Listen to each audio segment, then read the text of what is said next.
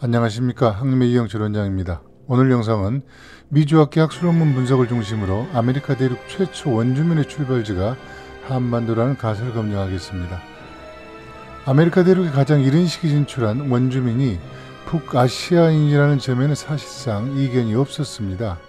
유라시아 대륙의 최동단인 촉시반도와 아메리카 대륙의 최서단인 알래스카가 육지로 연결되었던 최후 빙하극성기인 BC 23,000년부터 BC 13,000년경까지 시베리아 혹은 더 남쪽의 연해주 일대에서 동진했던 사람들이 베링 육교를 건너간 것은 분명합니다. 그러나 당시 북미 대륙은 절반 이상이 미국은 뉴욕까지 빙하로 덮여 있었고 얼음 두께가 3,000m가 넘는 곳도 있었기 때문에 알래스카에서 미국으로 남진하는 것은 불가능했습니다. 지금 빙하가 가장 많이 있는 곳은 86%가 몰려있는 남극이죠. 그런데 최후 빙하 극성기에는 지금보다 남극 빙하가 10% 이상 컸음에도 불구하고 지구 전체에서 차지하는 비중은 32%에 불과했습니다.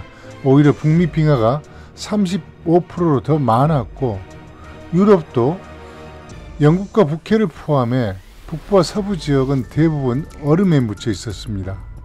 지금 기온보다 평균 6도가 낮았던 시기여서 눈이 내리면 바다로 흘러가지 않고 얼어붙어 육지에 갇히다 보니 당연히 바다의 면적이 줄어들어 해수면은 지금보다 125m 이상이나 낮았습니다. 이 말은 지금 바다의 수심이 125m 이하인 곳은 육지였다는 의미가 되는 것이죠. 베링 육교도 그때 형성됐습니다. 부산 혹은 여수에서 일본 열도를 걸어갈 수 있었던 바로 그 시기에 해당합니다. 서해 일대도 당연히 초원이 펼쳐진 황해 대평원이었던 시절이었죠. 그런데 최후 극성빙기가 1만 년 지속된 구석기 말기인 BC 13,000년경 이후에는 기온이 빠르게 상승합니다. 한반도에서 세계 최초로 달리뼈를 재배한 기후 환경도 이때 조성된 것이고요. 그러자 북미 대륙 전체를 덮고 있었던 빙상이 빠르게 녹으면서 마치 바닷물이 갈라지듯 알래스카에서 미국 북서부의 몬태나주까지 록산맥 동쪽을 따라 빙상이 녹습니다. 불과 70년 만에 5도가 상승하면서 생태계는 격변하고 서쪽에 코딜레란 빙상과 동쪽에 로렌타이든 빙상 사이에 얼음복도, 얼음 회랑이 만들어집니다. 얼음 회랑이 만들어지기 전에는 알래스카에서 발이 묶였던 이들이 비로소 이 길을 따라 남쪽으로 내려왔는데 그들 유적 중에서 가장 대표적인 것은 1932년 뉴멕시코주의 클로비스에서 발견된 유적입니다. 그래서 최초의 원주민들이 정착 형성한 문화를 클로비스 문화라고 하고 있습니다. 참고로 브리테니커 백과사전에는 클로비스 유적지는 BC 9500년에서 BC 9000년 사이의 것으로 오랫동안 믿어왔지만 21세기 초 분석에 따르면 문화 지속기간은 대략 BC 9050년에서 BC 8800년 사이라고 정리하고 있습니다. 하지만 보다 이른 시기인 BC 11,350년부터 1870년 사이로 보는 논문도 있습니다. 아마도 아메리카 최초 이주민들의 얼음 회랑을 따라 내려온 클로비스인이라는 정설이 흔들리지 않았다면 지금처럼 만주와 연해주, 한반도 문명권에 속한 이들이 아메리카 대륙을 최초로 발견했다는 주장은 주목받지 못했을 겁니다. 그런데 1960년 전후부터 빙하의 회랑을 통해 처음 들어왔다는 흔들림 없이 유지되던 클로비스 첫 모델을 부정하는 논문들이 등장하기 시작합니다. 그러던 중 1979년에 사이먼 프레이저 대학교 고고학자 크누트 알 플라드마크가 내륙을 통과하지 않고 해안을 따라 이주했다는 획기적인 태평양 해안 이주 모델을 발표하면서 비로소 해안 이주설이 보수적인 고고학계 논쟁 대상에 포함됩니다. 그럼 논문의 개요 중 일부만 잠깐 보겠습니다. 북미 초기 인류의 대체 이주 통로. 이 논문에서는 홍적세 말기에 베링 기하에서 북아메리카 남부로 들어간 초기 인류의 내륙과 해안 경로의 상대적 타당성을 검토한다. 고대 환경 및 고고학 데이터에 따르면 북태평양 해안 주변의 해수면 피난처가 내륙에 얼음이 없는 회랑에 대한 실질적인 대안을 제공했을 수 있으며 해양 문화 적응이 캐나다 남부에 가장 먼저 도착했을 수도 있음을 시사한다는 요지입니다. 이후 결과적으로 태평양 연안 이주 모델과 한반도 거주민의 진출설에 결정적인 영향을 미친 사건이 발생하는데 1995년 베링 해협에서 해안의 준직선 기준으로만 약 17,000km 남쪽에 떨어져 있는 칠레 중남부의 몬테베르데에서 클로비스 유적보다 앞선 유적이 발견됩니다. 유라시아 대륙의 동서북이 동쪽의 척지반도에서 프랑스 서쪽의 브레스트까지 약 10,000km인 점과 비교해야 몬테베르데 유적의 의미, 태평양 연안 이동의 가치가 보다 선명해질 것 같습니다. 아카데믹 엑셀러레이터에 의하면 1982년도에 방사선, 탄소연도 측정 결과 해당 유적지 평균 연대는 클로비스 유적을 가장 높게 잡은 시기보다 1000년 이상 앞선 약 14,800년, 기원전 12,800년이었습니다. 1960년에는 LA 앞바다에 있는 채널 제도의 가장 큰 섬 중 하나인 산타로사에서 고고학자 필 오르데에 의해 일명 알링턴맨의 유해가 발굴되었습니다. 그 당시에는 정확한 연대 측정을 할 수 있는 기술이 없어 학계에서 인정을 받지 못했죠. 그런데 2008년에 나온 방사성 탄소 분석 결과 기원전 13,100년 된 것으로 확인되었습니다. 미주 대륙에서 발굴된 유해 중 가장 오래된 것으로 클로비스 문화가 시작되기 이전에 해안 유적이 또 발굴된 것인데요. 해수면이 낮았던 당시의 상황에서는 섬의 면적이 더 넓었고 육지에서 훨씬 더 가까웠습니다. 2013년도에는 몬테베르데 주변의 4개 유적지 중에서 몬테베르데 원 유적을 추가 발굴해 최대 기원전 16,500년 전까지 시기를 높여야 한다고 발표했습니다. 클로비스 유적보다 최소한 1,000년, 많게는 5,000년 이상 앞서는 것인데요. 알래스카에서 미국으로 통과할 수 있는 얼음 해랑이 만들어지기 이전에 이미 남미 대륙의 끝까지 인류가 이동했다는 것을 확정한 유적이 등장한 겁니다.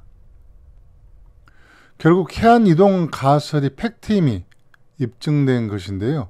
몬테베르데 유적 외에도 클로비스 유적보다 앞서거나 환태평양 해안 이동설을 강화하는 유적들이 추가 발굴되고 과거에 발굴되었으나 주목받지 못했던 유적과 유물들이 재평가되면서 현재 서구학계에서는 최소 10명 중 8명은 동북아시아인의 해안 이동설을 인정하고 있습니다. 잠깐 여기서 오해하기 쉬운 내용들을 정확하게 파악한 후에 이어가겠습니다. 먼저 베링 육교는 빙하기의 추위로 베링 해협이 얼어서 형성된 연륙교라는 주장입니다. 40초 분량의 이 영상은 KBS가 방송한 지구 대멸종 제3부의 내용인데요. 영상을 보시고 오류가 있는 대목을 찾아보시기 바랍니다.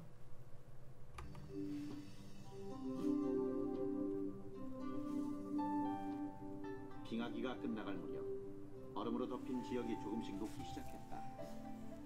녹은 길을 따라 시베리아와 북미 대륙의 연결 육로가 드러나면서 인류가 이동한 곳이다.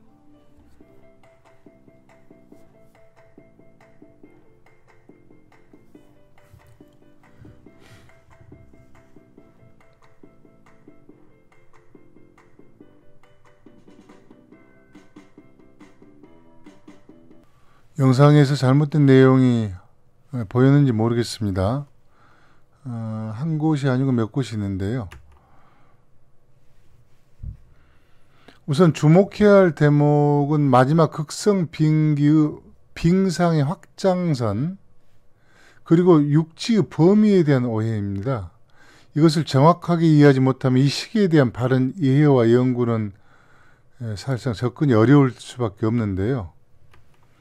단계적인 논리 기술 없이 한민족과 아메리카 원주민을 엮는 듯한 주장도 문제지만 특정 상황을 부각하는 겨울 킹크랩잡이 다큐 같은 것을 보고 동아시아에서 아메리카 대륙으로 이주하는 것이 마치 난공불락의 요새를 함락하는 수준이나 상상조차 하기 어려운 것으로 이해하는 무지도 동시에 경계할 필요가 있다고 봅니다. 이런 착각을 하게 된 요인은 몇 가지가 있는데 그 중에서 베링 육교가 베링 해협의 바닷물이 얼어서 유라시아 대륙과 아메리카 대륙이 연결된 것으로 오해하는 것을 우선 꼽을 수 있습니다. 그렇다 보니 베링 해협의 유빙이 어쩌고 하며 넘사벽이라는 등의 댓글들이 많은 것 같습니다. 지구대멸종 제3부의 내레이션을 다시 볼까요?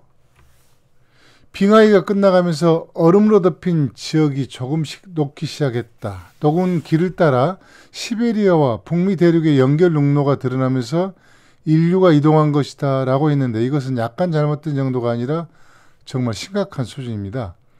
유라시아 대륙과 미주 대륙이 연결된 것은 얼음으로 덮인 지역이 녹은 것과는 아무런 관련이 없습니다. 캡처 화면을 보면 빙상과 육지 구분이 모호하고 빙상의 알류산 열도까지 확장되어 있습니다. 빙상이 북극해 쪽으로부터 베링의 전체를 뒤덮고 있어 알류산 열도 혹은 빙하 가장자리를 따라 북미에 진입했다는 설명인데 굳이 평가할 필요는 없어 보입니다. 보시는 지도는 빙하 경계선에 오류 등이 있지만 마지막 극성 빙기를 나타낸 세계 지도 중에서는 상대적으로 가장 정확도가 높은 지도입니다. 우측 하단의 범례를 보면 흰색은 지금의 육지, 옅은 파랑색은 빙상과 빙하, 그리고 회색은 해수면이 낮았을 때 최대 육지에 포함된 지역을 표시하는데 식별력이 떨어집니다. 더군다나 서구인의 관점을 반영한 대서양 중심의 지도에서 동아시아에서 미주 대륙을 향한 문명사를 상상하거나 파악하기가 쉽지 않습니다. 이 지도는 가독성을 위해 항림에서 재디자인한 지도인데 색상을 바꾸고 지도 중심은 대서양에서 태평양으로 옮겼습니다. 흰색은 동일하게 지금의 육지, 아이보리는 해수면이 지금보다 125m 낮았을 때 육지, 그리고 파랑은 빙상과 빙하 혹은 빙붕입니다. 아이보리색의 육지를 잘 기억해 두시기 바랍니다. 그럼 베링해협 지역을 확대해 보겠습니다. KBS 다큐에서는 베링해협 전체가 빙하로 덮였다고 했는데 어떤가요? 베링해는 빙하로 덮이기는커녕 해수면이 낮아진 결과 약 40% 정도가 육지로 드러난 상태입니다. 지금의 베링해협은 물론이고 그 북쪽 축지에 있는 고조선, 원조선 시기까지도 메모드가 서식했던 브랑겔섬 일대도 모두 육지였습니다. 과학자들은 베링 기하가 전통적으로 광활하고 평평하며 나무가 없는 평원으로 믿어졌지만 베링해 퇴적물 코어에서 나온 증거는 일부 장소의 난쟁이 관목과 심지어 나무의 피난처가 있었을 수도 있음을 시사한다고 분석했습니다. 한마디로 베링 대평원 남쪽 지역은 타이거 숲이 부분적으로 있는 한대 습윤 지역이고 북쪽은 냉대 툰드라 지역이었다는 의미입니다. 이런 환경이었기 때문에 대형 초식동물의 낙원이자 그들을 잡아먹는 맹수와 인간의 사냥터이기도 했던 것이죠. 이 지역은 저지대 구릉 지형이었기 때문에 만주에서 유럽 대평원까지 거침없이 이동할 수 있었던 초원벨트와 유사한 측면이 많았습니다. 두 대륙의 경계가 끝없이 이어지는 지평선 구간이 직선 기준으로 약 6,000km, 베링해협을 남북으로 가르는 사라진 육지의 폭은 1800km에 이릅니다. 비교해보면 동서폭은 압록강 하구에서 카스피해 구간과 같고 남북폭은 압록강 하구에서 타이완, 대만의 정중앙까지와 같습니다. 이 저지대 고속도로를 타고 메모드, 들소, 무스, 말코 손바닥 사슴이라고 그러죠.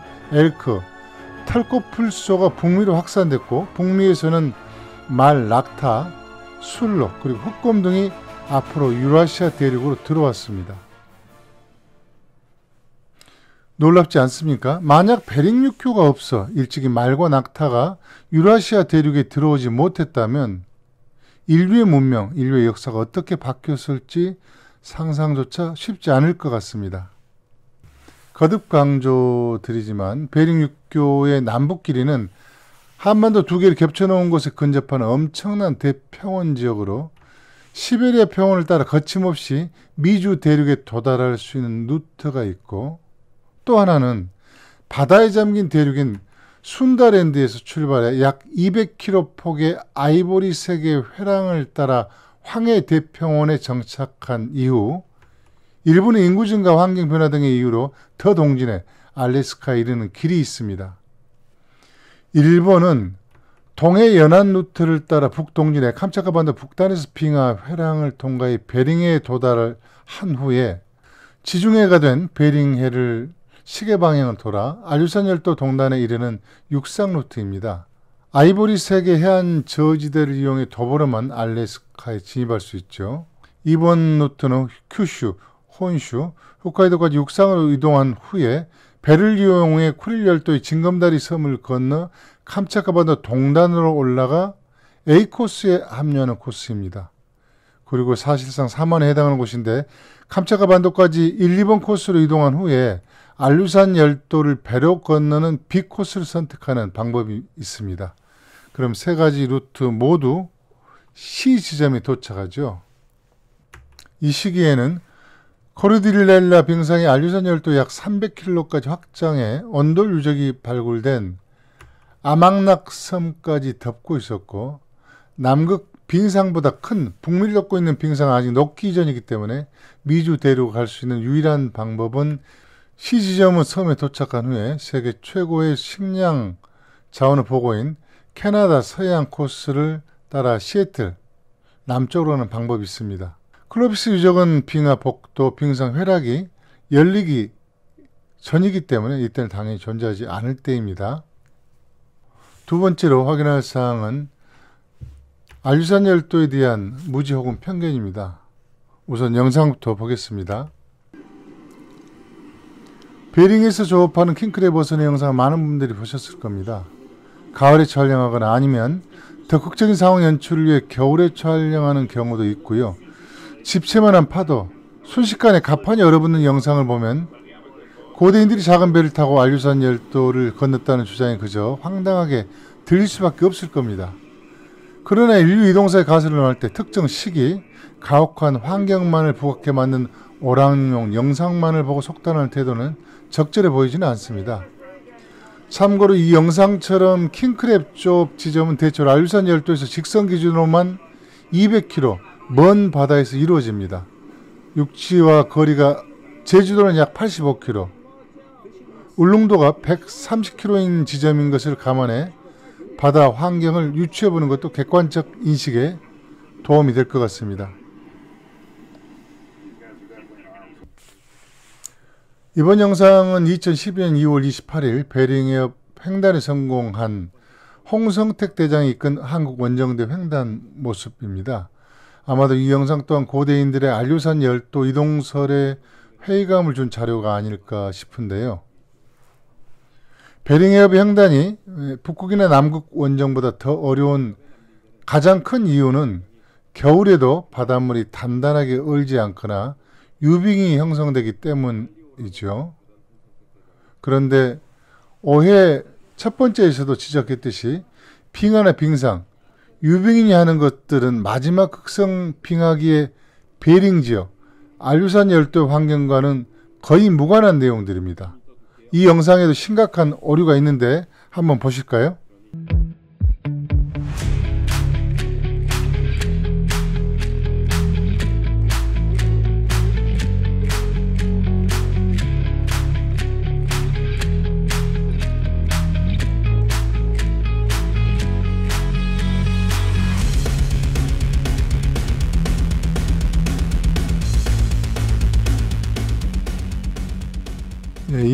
이 다큐는 보신 분도 계실 겁니다.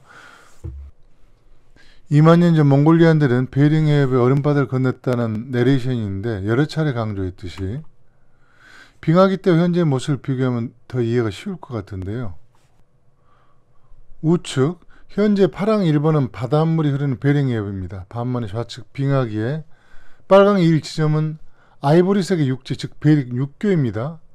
건너고 말 빙하가 없죠. 다시 우측 현재 파랑 이 지점은 당연히 바다이지만 빙하기 빨강 이 지점은 지금의 대륙붕으로 육지 끝이 보이지 않는 베링 대평원입니다. 그리고 좌측 빙하기의 파람 3 지역은 베링해의 깊은 바다에 해당되는 곳으로 북극해와는 완전히 차단되었기 때문에 해류, 바람, 수온 등이 현재보다 훨씬 안온한 환경이었습니다. 앞으로는 빙하가 알류산 해협을 덮고 있는 우측에 빙하기 지도는 등장하지 않기를 기대하겠습니다. 이런 전제에서 알류산 열도에 대해 몇 가지 더 살펴보겠습니다. 이 영상은 킹크랩 어선이 등장한 거친 베링의 이미지와 비교하면서 보시기 바랍니다.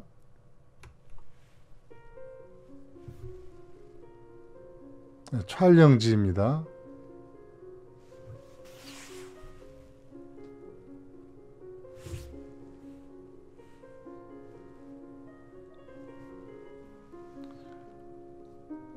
앞서 봤던 베링해 파도와 비교가 될 겁니다.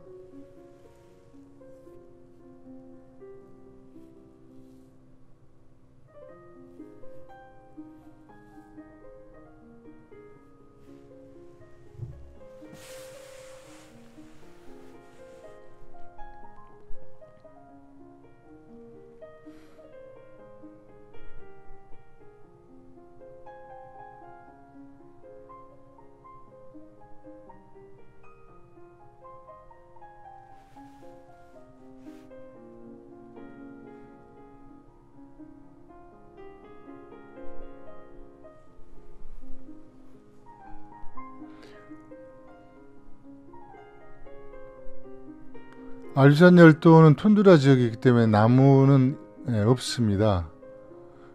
그리고 맹수도 없고 모기 역시 없습니다.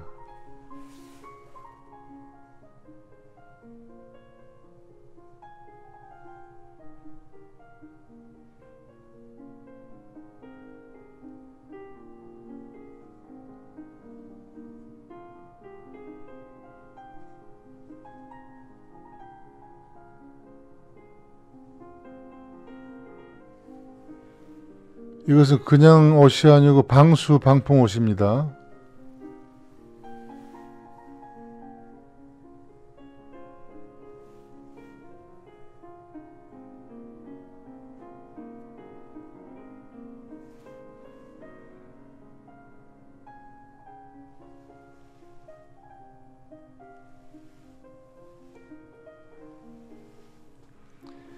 겨울에도 영하로 내려가지 않는 그런 날씨입니다.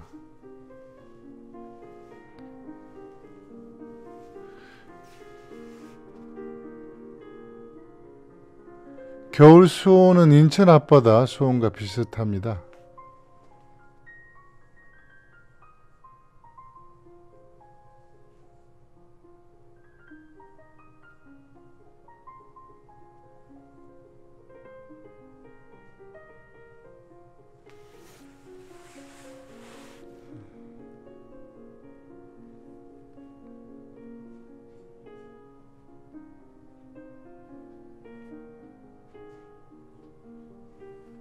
해조류가 보이죠?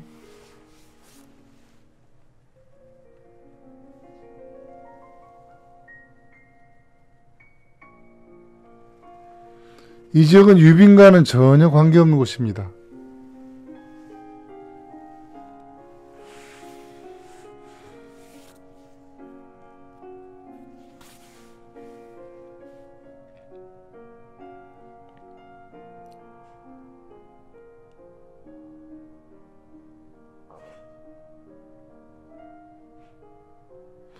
1월 평균 기온입니다.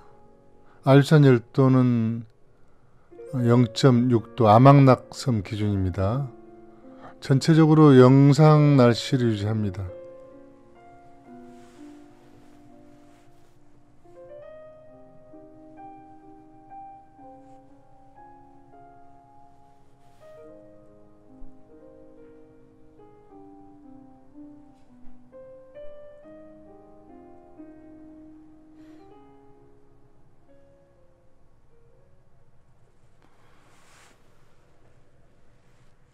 어떤가요?